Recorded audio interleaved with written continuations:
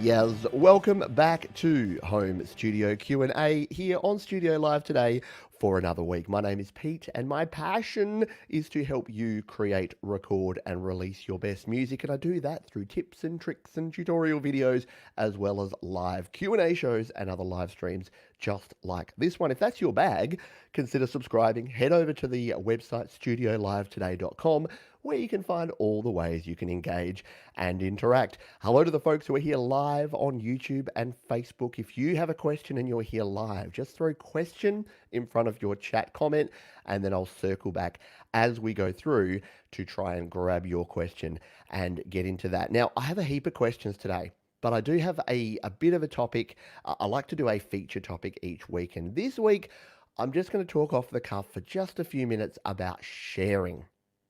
So why should you share your music? Why should you actually release your music and have other people able to listen to your music? Well, I go by this theory, well, this rule, this mantra, and that is that art doesn't become art until it's shared with someone else. So you can create your own art, and different people have different views on this. There are a small subsection of people who just create art 100% for the enjoyment. They'll create music for 100% the enjoyment of the process, then they'll listen to it and then they'll go, "Yep, I'm satisfied with that," and they'll move on. That's a fairly small percentage. I'd say 5 to 10% of the artistic world don't want to. That's why we have art shows. That's why we have the ability to share music. That's why we release albums and release singles, and why we do live concerts and performance. Why people are patrons and support artists and have done for centuries is because one of the great things about music and art in general is that it can be shared, and it can be a shared experience between you, the artist, and the end consumer. In this case, the listener, and someone who may be inspired, made happy, made sad, some sort of emotional response to the music that you're putting out, or it may just rock and they may rock out to your music. So why should you share your music? In a nutshell, it is to share it with the world, to create your art and to share it and to help other people, because it's a healing thing. I was interviewed by Jade during the week, Jade Star here on the channel, and on her channel, in fact, and she asked me a question about, what does music mean to you? And it really was that the thing I said about music is when you are happy, listening to music is cool because it makes you happy and it's something that you can enjoy. But the best part about music is often its healing qualities. It's the ability that a song can actually take you from one emotional state to another, and it can actually help. It is cathartic, not only to listen to, but to create. All right, Pete, I want to share my music. How do I practically do it? There's a bunch of ways. Luckily, we live here in the future, and there's a heap of ways to share your music. Number one is to just release it and send someone a WAV file, send someone an MP3 and M4A. That's a little bit old school and a bit clunky, and you can obviously only send sort of one file to people, and it's hard to manage. Second way that I'd recommend is SoundCloud. Many of you already know SoundCloud, but if you go to soundcloud.com, you are able to upload your songs to SoundCloud. You can put album art there. You can put details in there about the genre and the name and other things, and then you can share those links with other folks. It's an easy and quick and simple way to share your music, your songs with other people. I highly recommend getting involved in Facebook groups. I know some people have different views on Facebook, but as I've said before, even if you're not a Facebook user, join Facebook just for the music groups that you get there. And yes, I'm super biased, but my own group, the Studio Live Today official group, is called Create, Record, Release.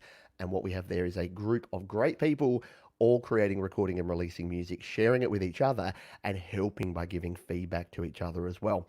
You can then go on to things like YouTube and Facebook and Instagram and share your music by uploading it as a video file. So you can use a video visualizer, you can record yourself, you can make your own music videos, and you can share your music as videos. And then at the end of everything, you can distribute your music. So in the last week, I released my new EP and I distributed it using DistroKid. So DistroKid is a service that you can pay for. It's a yearly subscription, $19.99 per year.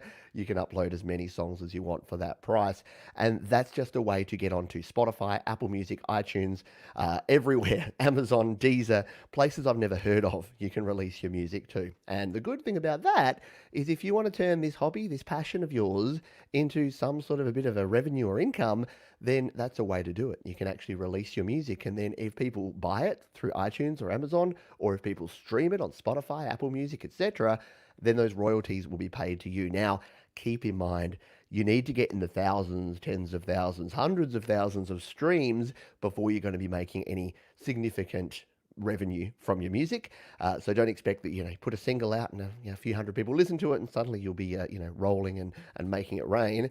But you know what? If people are listening to your music anyway and you want to share your music, it's a convenient way to share it, to get it out to all places. And if someone's going to be getting that money, it might as well not be the advertisers or the platforms.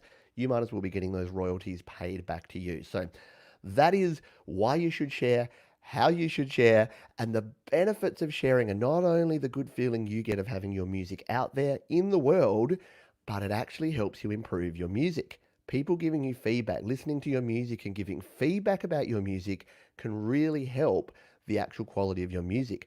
The difference between hanging on to your music, say you're creating music and you spend the next 3 years perfecting, remember, perfection doesn't exist, perfecting your music creation, and then finally you release this album, and then you're getting feedback about it. Well, there's nothing you can do. Wouldn't it be much better to spend a month on a song and then share that song, get some feedback, spend another 2 months on another song, and then get the feedback, and then spend another... You hear what I'm saying, right? You get the feedback from other people that might actually help you. Maybe you're mixing your vocals too loud, like this guy. Maybe that's one of the problems you have. So people will say, Pete, your vocals are too loud. Maybe your guitars are not crunchy enough, and people think, maybe if you try this tone or you try this thing, you get some ideas. You get the gist here. So share your music. It's the release part of my mantra. Create, record, release. Release doesn't have to be fancy. It doesn't have to be releasing to the platforms, but sharing, getting your music out there, it's a good thing to do. Okay, rant over. Let's jump in and answer some questions here live. Once again, if you've got a question and you're here live on Facebook or YouTube, please put question and then your question in the actual comment, and I will try and get to as many as I can. But let's bring up my screen here and start answering some of the questions from the week. This is one from Damage42X. So this was around an interface, guitar interface for iOS, for iPhone, iPad, GarageBand. He says, what about an iPad Pro? It doesn't have a headphone jack. Can an interface like Focusrite Scarlett work through a USB-C port? The good news is that yes, it can. The good thing about USB-C is it's completely universal. It's completely generic. Unlike Lightning, you don't need to buy the genuine Apple adapter. And if you do have a Lightning-based iPad, please, you do need to buy the genuine Apple adapter. I'm sure that will come up at some stage in the show. But you can use virtually any USB interface and then just use a USB A to C converter cable, and you'll be good to go. You can also use any of the dongles that we have. I've got mine plugged in, so I can't show you. So there's the official Apple dongle. Any generic USB-C dongle that has a USB A port on it should work absolutely fine. And the benefit is your USB-C iPads often have better power management, so they can actually power a lot of your interfaces themselves without the need for things like additional powered hubs and the like. So that is an additional bonus you have there. So yes, if you've got a USB-C based iPad, find yourself, and funnily enough, I've been sent a couple by a company called Cable Creation that I'm testing at the moment. So watch this space, because here on the channel, I will be reviewing those and letting you know what those are like too, because you can buy the official one and then you can also buy a more generic one. So yeah, keep an eye on that channel to see whether something like that is coming out. We will continue on. I cover iMovie and creating videos as well. The reason for that is that when you create music in the home studio, you're often creating video as well, because video and audio kind of go hand in hand. And I've got a few videos about iMovie iOS. So iMovie is a very good platform because, like GarageBand, it is 100% free, and it's actually a lot more powerful these days than people think. People think it's very limited and doesn't have a lot of options. It still is more limited than many other apps, but it's certainly a lot better. Victor Pasta says, how do you import videos into iMovie? So without going into details and giving you a full tutorial here, I do have tutorials. If you search Pete Johns iMovie, there's about 8 videos that I have all about iMovie, showing how to import, export, edit, cut, trim, add music, do all the things. So I would suggest jumping over to the YouTube channel and searching my name and iMovie, and finding out how. But it is actually quite simple. Anything that you have stored on your iCloud drive, any location you have there, all you need to do in iMovie is go import, and then you can actually find it. Just navigate to where you've stored your video, your audio, whatever it is, browse for it, import it, and then you can bring it straight on into your project. The other way you can do it is to go to the video file and then hit the share button and then use your share sheet to send it over into iMovie. So that is another way to go if you want to be able to do that. I hope that helps you. And yes, if you use iMovie, I use iMovie a bit, but I actually use LumaFusion. So if you are editing on iPhone or iPad and you want to take your editing to the next level, LumaFusion is great. In fact, if you've watched any tutorials on Studio Live today, there's a very high chance that they were edited in LumaFusion. Even the stuff I record on my DSLR or on my PC or as a screen recording, I usually dump it all back into LumaFusion on my iPhone because I can edit, I can do all the things when I'm on the go. That's why I love iOS. That's why I use it. Let's continue to another question here, then we'll jump over and see if we have questions from folks live. How to connect a USB audio interface.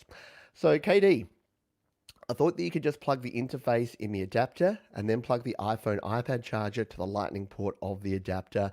That wouldn't work. No, and I do get this question a lot. I did say that we'd probably circle back around to this one. Unfortunately, no. And it's a bit weird because people unfortunately buy just a regular sort of adapter cable, a sort of male to female adapter cable. They get their iPhone or their iPad charger cable, they plug in. What it doesn't do is it doesn't actually create a USB host. So even though you can send data and power over your Lightning to USB cable, if you don't have a Lightning to USB adapter, it's not going to create the USB host, so you're not going to be able to get two-way data send of your audio of anything else. So you do need a Lightning to USB adapter to connect up audio interfaces, microphones, MIDI keyboards, typing keyboards, mouses, whatever. You do need a Lightning to USB adapter, and I recommend the Lightning to USB 3 adapter because it provides power. It is a genuine adapter. It has a chip in there. It is MFI certified, made for iPod, which I know it's weird, made for iPod. I know we don't use iPods anymore, but made for iOS basically. And it just means it's going to continue working. If you get something that's cheaper, even if it works now, so if you get one of the eBay or one of the Amazon cheapy ones, $10, $15, it may work now. iOS 14 comes out, they may brick it, and then you don't have it anymore. So if you do want to check out that and all my other gear recommendations, there is the link to go. It's on your screen if you're listening on audio. It is studiolivetoday.com/gear. That is the place to go. Let us jump over here and see if we've got any questions from folks who are here live. So a question from Chinton CG, thank you, and thank you for your support in recent times. There's a question here. Will DistroKid take down my published song if I stop the subscription after the first year? Does it mean we need to keep paying $20 every year to keep it on? So yes, short answer, Chinton, is yes, you do. So like any subscription service, as long as you're paying the subscriptions, as long as you're paying $20 per year, all of your songs remain on all platforms and you can continue to release an unlimited number of songs. The drawback is that if you decide to not subscribe to DistroKid anymore, you won't continue to receive royalties, and DistroKid will go and remove your songs, or they'll request for your songs to be removed from the stores and the streaming platforms. So that is definitely one of the drawbacks. Now there's a couple of options here. You can either use a different distributor. So some other distributors like TuneCore and CD Baby, you pay per release and you can actually pay to have them released and out there forever. Some like Amuse, which is free, doesn't have any time limit, but does have a few limitations around some of the options and things you can do with Amuse. And DistroKid also has a leave a legacy option. So you pay an amount. Not going to remember the number off the top of my head. I want to say it's $29 per song. Someone will correct me, or you can check it out over on the page. But you can do the leave a legacy thing, and that means that it will just leave it on there in perpetuity. And then, yeah, even if you don't have an account, it means your account will never be closed. you might, even if you don't subscribe and you can't release new music, you'll continue to get paid. Your old songs will continue to be on platforms, and you'll continue to get paid streaming revenues forever and a day. So that's a couple of inches. What word was that? That's a couple of things to consider, and a couple of options is the word that I was looking for. Thank you very much. Righty dokie. Hello to Tim Osborne, who's jumped in here. I've said hello. Hello, Jeff Brush, who says he's late, which is okay. You can be late and you can catch up on the replay. If you're coming halfway through, catch up on the replay and you'll be good to go. Scott here says, by the way, for iPad Pro users, I got the Hyperdrive USB-C hub and it's pretty good. Very good. I love to hear other people's opinions here of things, which is good. Hello, Tim Osborne says, good evening, Pete. You inspire, you care, and you are what folks like me have needed to actually get my music out of my head and out there. And yeah, thank you. And that's why I wanted to cover sharing again today. I think I've probably said that exact same spiel from the start of the show at least 2 or 3 times here on the channel before. But new people are sort of coming on board recently, and I really want to reinforce that the importance of create, record, release is about making sure you do all 3 steps of that process, because the creation's the easy bit. Anyone can sort of start messing around with creating music.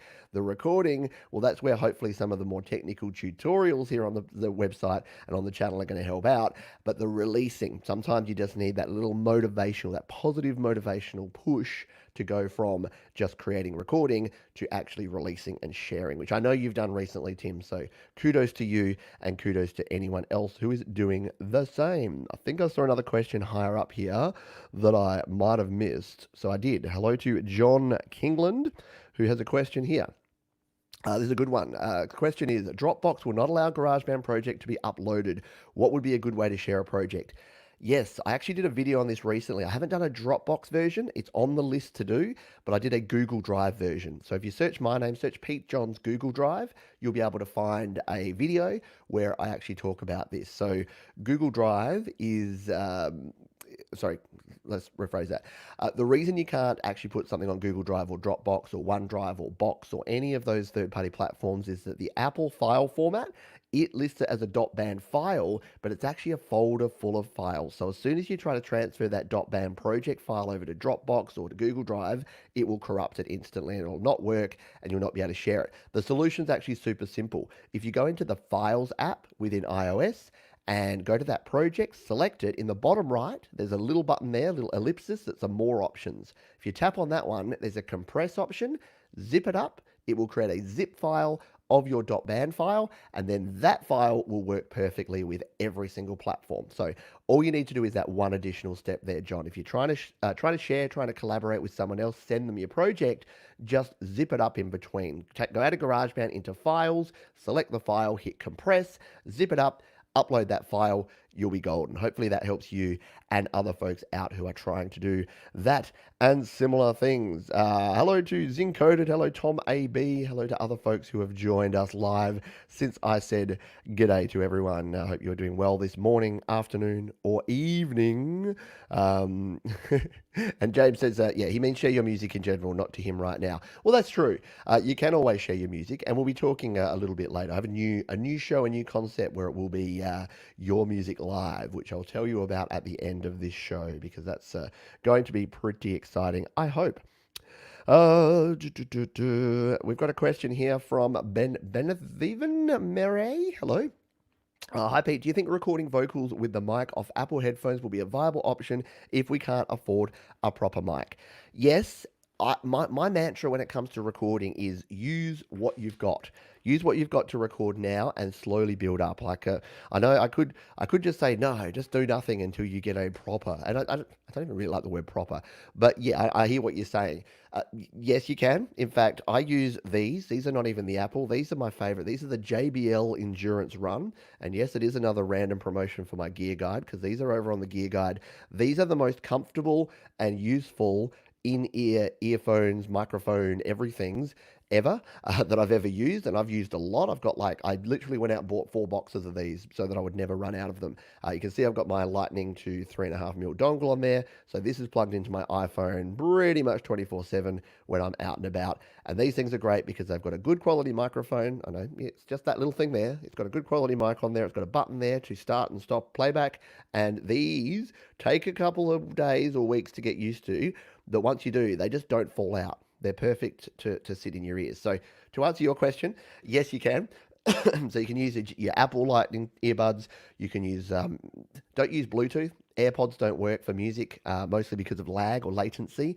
So stick with something that's corded or wired that's plugged in. And if you've got a newer iPhone, yeah, you'll just need your 3.5 mil dongle or use your Lightning earbuds. But I've recorded all sorts of things. I've recorded backing vocals on these, actual vocals for songs. I've even used a built-in mic. If you don't want to use these, if you've got headphones that don't have a mic, just use the built-in mic on your iPhone or iPad. You can get some surprisingly good quality, 100%. Rightio, let's see if we got any other. I'm just going to scroll down the list. Yeah, if you do have a question, put question in front. Again, that just helps make sure that I can find it a lot easier. Let's go down here. Oh, Pablo, hello to you. Pablo says the Patreon link in the description is dead. Oh, but would love to support the channel. Thank you for the heads up. I will fix it. It should be patreon.com/PeteJohns. But yeah, if you can't get to there, then yeah. All right, I'm wrong. Oh, so Jade's got some confirmation here. Okay, Jade. Thank you for this. You're wrong in thinking that. So this is the Leave a Legacy. You pay for it like an insurance policy. If you happen to die, your music will be there forever without any further fees. I think I need to jump in and get some more detail on that because I do get asked about that a lot, and I don't want to give wrong information when it comes to that. So I will definitely I'll follow up with that and read the FAQ from DistroKid because they do have a lot of information there, but some of it is a little bit tricky to understand. Rightio, let's jump back over to some of the questions that we've had from through the week, and we'll bring that up here now. So we talked about videos before, and we talked about editing in iMovie. Now, if you do release videos on YouTube, especially, and we are here on YouTube as well as Facebook at the moment, but YouTube specifically, if you're releasing music or if you're releasing videos, and especially if you're doing live streams like this one, you can actually, not a lot of folks know this unless you've dived into it, but you can actually edit after you've released. So if you put a video out there and you realize afterwards you left in a giant chunk of you just heavy breathing for 30 seconds, and I've literally done exactly that, then you can actually go back, find that, clip it out, and then resave your video. It'll keep all the other settings the same, except it will just edit your video.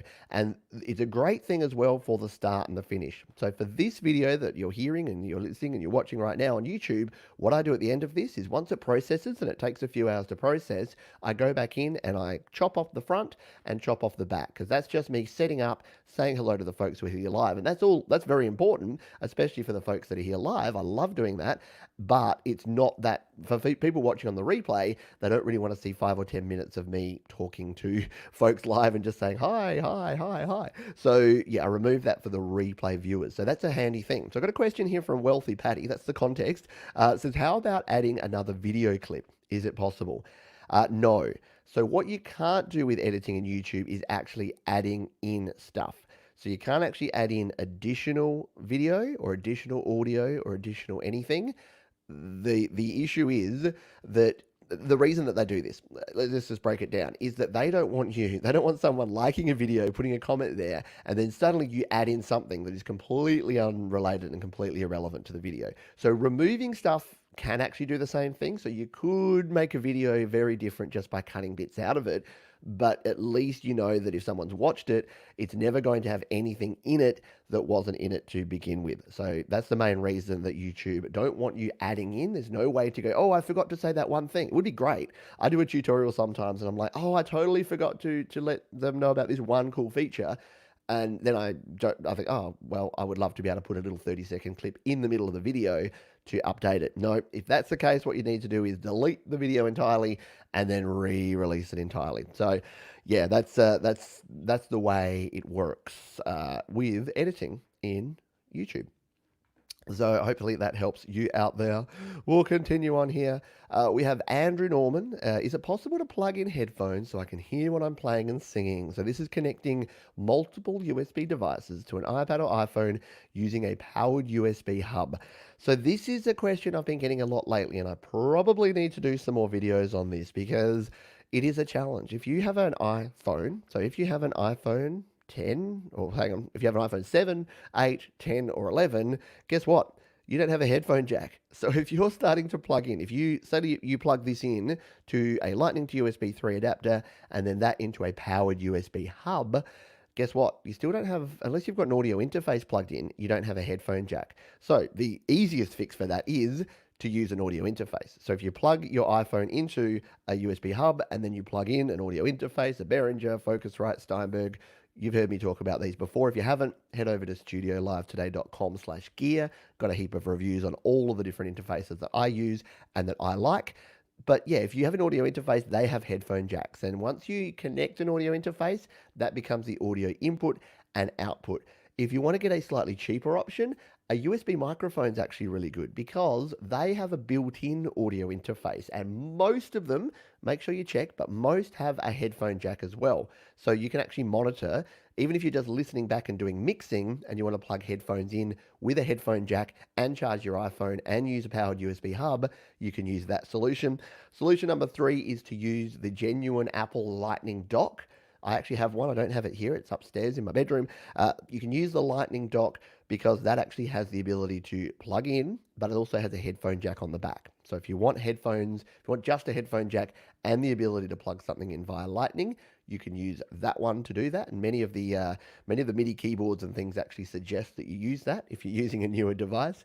And then the final solution is something that's kind of cool. It's this little device here. Here's one I prepared earlier. Let me just zoom in on this so you can take a look. These are everywhere. They are kind of no brand. You'll find them all over Amazon and eBay. They all look just like this. They've got HD on the front there, and they're called an HD Sound Hub.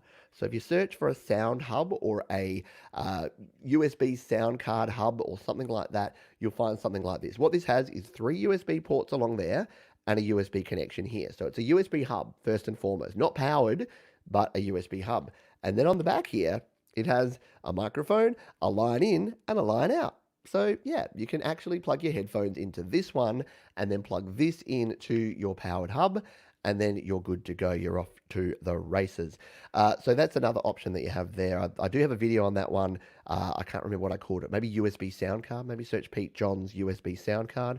You might find that one. But there's a few options for you there, Andrew, if you are trying to do that. Because, yeah, I know it can be confusing, especially a lot of folks are plugging in a USB MIDI keyboard into their iPhone or iPad, or their iPhone specifically, into the Lightning port, and then unable to monitor because who knew? Like stuff that was made 7, 8 years ago, USB keyboards and USB devices, they really didn't think forward that, hey, you wouldn't have a headphone jack. Even the Shure MV88, a microphone that I love, doesn't have a built-in headphone jack because they thought, well, you can just monitor through the headphone jack on your phone.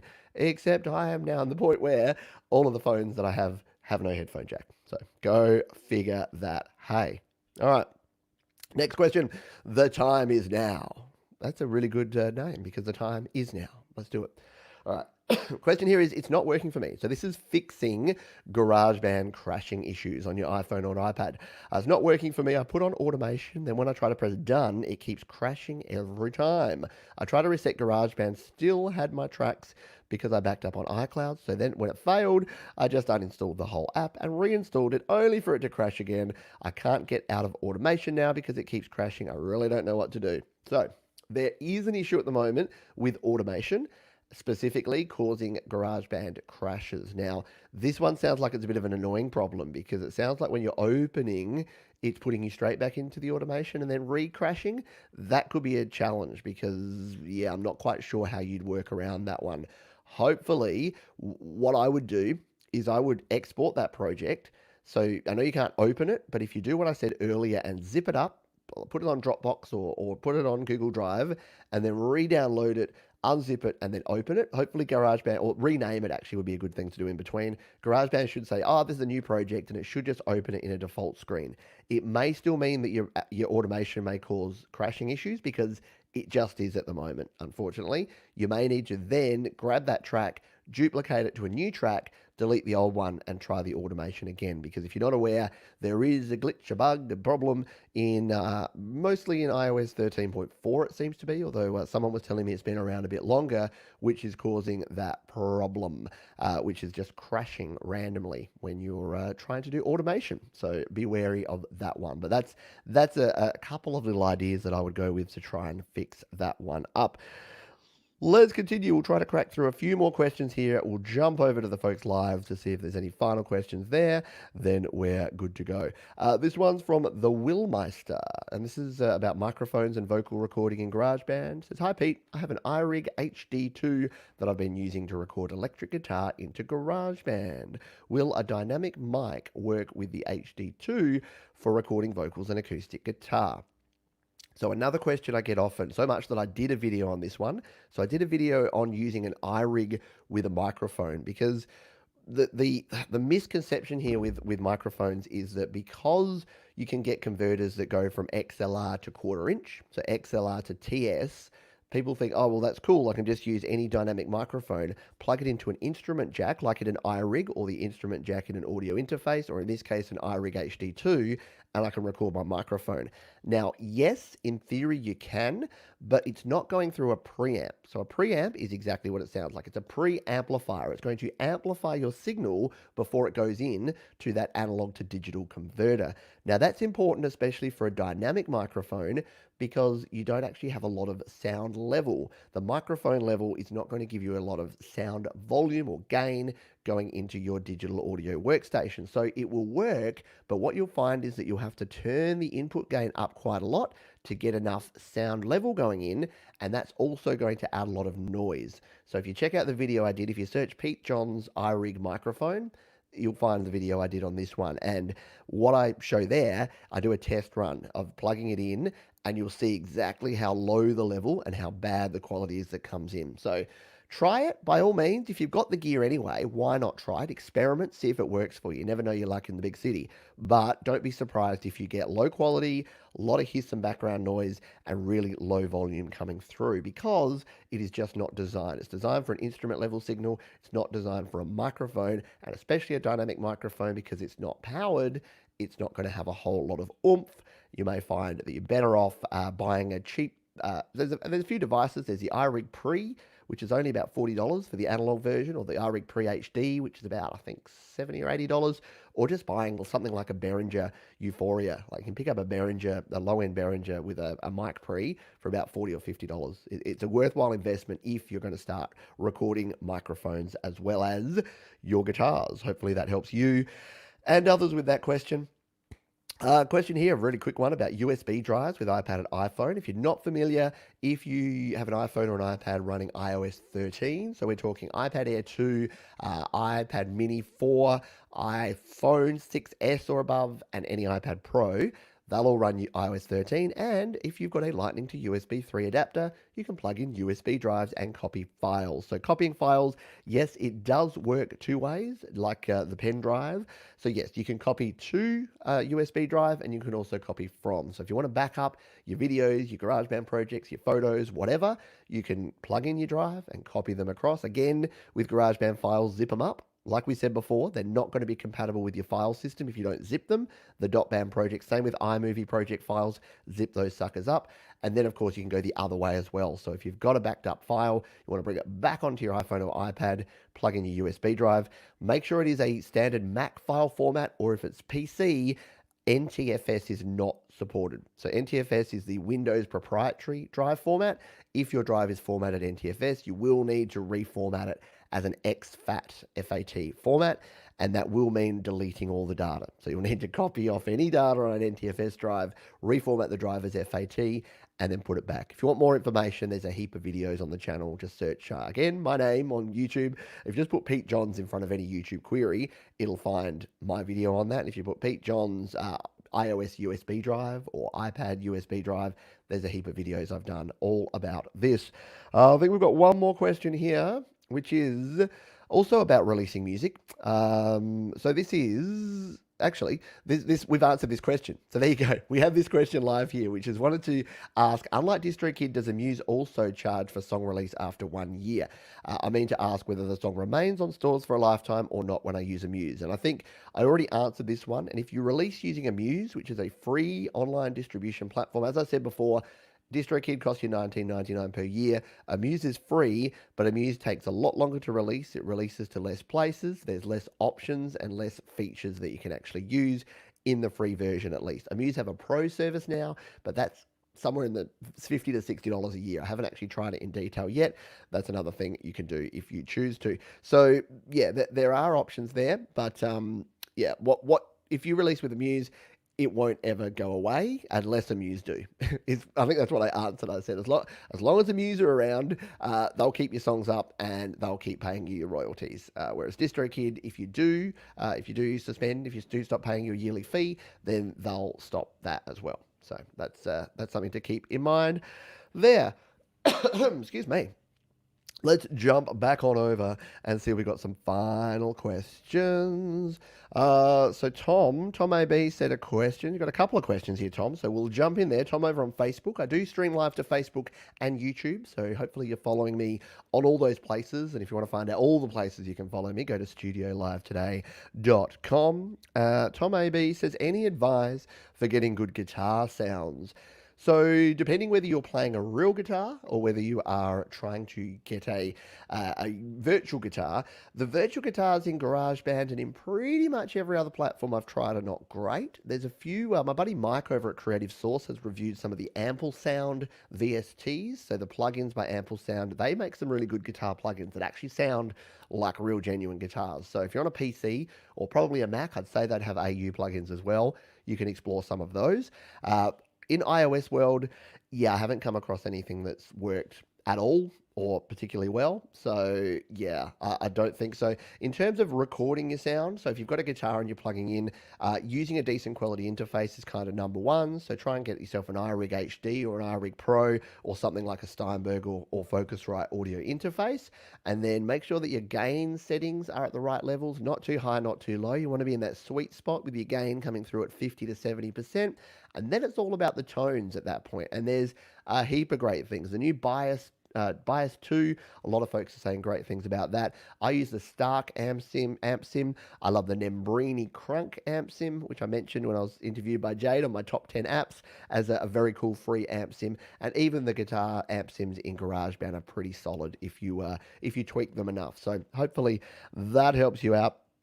And Tom, you had another question, which was further down here.